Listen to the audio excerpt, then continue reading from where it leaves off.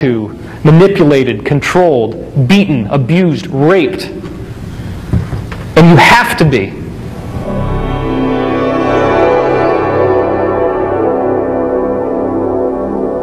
The Mayan calendar is the primary vessel through which we have speculation that the year 2012 might be different than other years.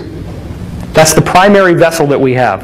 But what I'm about to show you to open up the talk is that the Great Pyramid of Egypt actually has a timeline in it, and that timeline has 2012 as the most important year.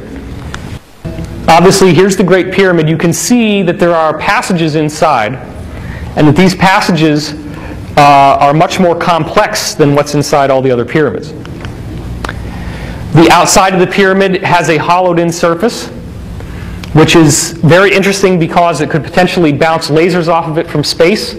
Originally, the pyramid was covered in white limestone casing stones, which were so smoothly polished that it looked like it was pure marble sculpture. Reflective marble with a perfectly flat face. This was not an object built by human beings on this planet with the technology that they had available at the time. Not at all. When the Great Pyramid of Giza was first built, it was covered with white limestone that was so highly polished it would shine like a mirror in the daytime. Over thousands of years, the pyramid degraded. The casing stones were dislodged by earthquakes and were eventually hauled off to build mosques in Cairo. The pyramid we know today has a flat top, which makes it a six-sided object. In Egyptian numerology, 6 is the number of imperfection. When the capstone is returned, the pyramid becomes a 5-sided object, which symbolizes divine initiation and the transformation of the world into a golden age. In this photograph, you can actually see that line of how precisely this thing was built, that it actually has that slight indentation going up the side. I want you to pay special attention to what are called the scored lines right here, because what we have is the fixation of a timeline.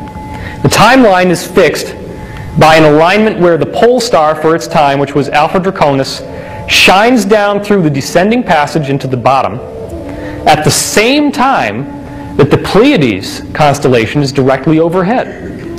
The scored lines are where that conjunction is marked, and this conjunction only occurs at 2141 BC. That's the only time that both of those things happen, where the pole star can shine down the tube and the Pleiades are directly overhead. So the message is you start counting at 2141 BC. I'm not going to take the time right now to try to explain to you how the pyramid's timeline works, because it's extremely complicated. But what I will say is that it's all based on numerology. The number 1 equals one thing, the number 2 equals something else. And here's the list of what the different numbers do. Now you can find this list inside Peter Lemaisurier's book, Great Pyramid Decoded. What you'll see is that there's enough information in the different numerals and what they mean that it is possible to encode very complex messages that basically can say anything you need them to say, just using mathematical measurements. Measurements that are very simple, measurements that can be repeatable. In the Great Pyramid texts, there are actual texts associated with the Great Pyramid. They give you all these numerical meanings. So they give you the code. You actually have the legend that tells you how to read the map. Here they're doing a variety of tests of the numbers because you want to multiply numbers together, subtract numbers from each other, etc. And if one number means one thing and another number means something else, and then you subtract, the act of subtraction means you're taking something away. So that the subtraction becomes part of the message. Addition means you're adding to, subtraction means you're taking away from, multiplication means you are multiplying the effect of. So mathematics becomes a language. This is a full diagram of the various passages in the Great Pyramid. And the one that we're particularly interested in is the King's Chamber, because what we will see is that the pyramid timeline counts 1 inch, which is an Egyptian inch, not a regular English inch, slightly smaller. 1 inch equals 1 year. Now the guy who wrote the book, Peter Lemaisurrier, continues to use that system right up until the so-called Great Step. And he believes that the timeline should be changed when you get to this area of the timeline, because, he says, at that point, it just doesn't make any sense that events would be happening so fast in time, that so many things would happen that are so profound and amazing in such a short period of time. Why not? Why not? What kind of arbitrary decision has been made to strip the timeline of the possibility that things could happen so fast? This is important because the descending passage is the one we look at first. And you can see the dates of the timeline here, AD 1440, 1521.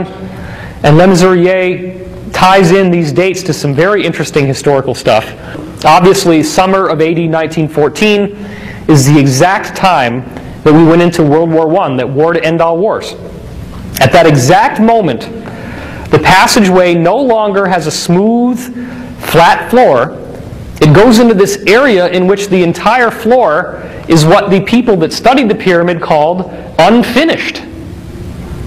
Because it quite literally is this bumpy, convoluted floor that you can't really walk on without worrying about spraining your ankle. It's not flat anymore. It's all bumpy and weird and distorted. The time that that starts is 1914.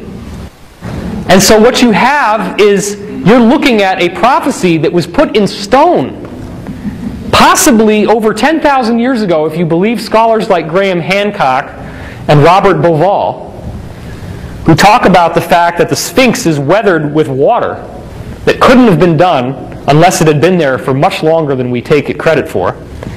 The Great Pyramid, conventional dating is based on these quarry marks that they found in the relieving chambers above the king's chamber.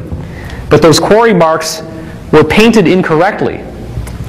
And they were painted incorrectly using all the mistakes that were in the book that the guy who discovered them had. Isn't that convenient?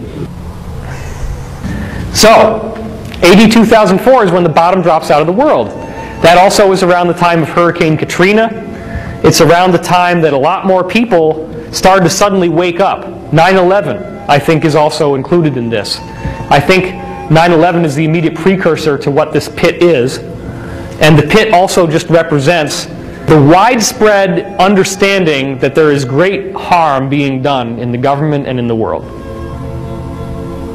The Great Pyramid talks about 3 different paths that people take depending on where they're going. And this is worth looking at. The bottom path here, the subterranean passage, is materialism, the physical path of spiritual death for the masses of humanity. 2004, again, this book is from the 70s, shows that that's when we hit bottom. It's the ending of what happens in the beginning at 1914, which is the beginning of World War I, in which mechanized warfare allowed for much, much larger death than had ever been possible before. I mean, war was pretty crazy if you think about it before World War I, right? You got a bunch of guys standing there with guns, standing right in front of each other, bang, bang, bang, bang, bang, and everybody's just falling down dead everywhere, right? But once you have an airplane, you can just cowardly go along, drop a big old bomb on somebody, and blow the hell out of them.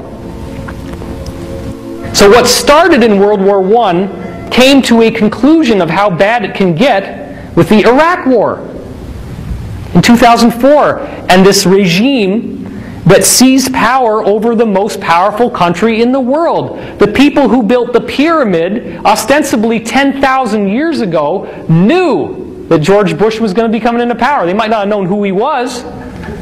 It's funny, right? But it's true. They knew that the overall timeline specified that that's when things were going to hit their worst point. And I also receive intuitive information. I'm one of those people who can channel. Take that for what you will, but it's very interesting that I received prophecies about the Bush administration coming into power before they did, telling me that in the 2000 election debacle between Bush and Gore, that Gore did not have a chance. The exact passage was, the vice president considers this his own authorship, meaning he considers that he can author how this election is going to turn out, calling for vote recounts in Florida and so forth. It's very convenient when your brother happens to be the governor of Florida. Wonder how those recounts are going to go. The vice president considers this his own authorship while not realizing that he is completely naked. He's got no chance of winning the election. The interim period decides the next victor. The interim period is that time between when the election ended And when the Supreme Court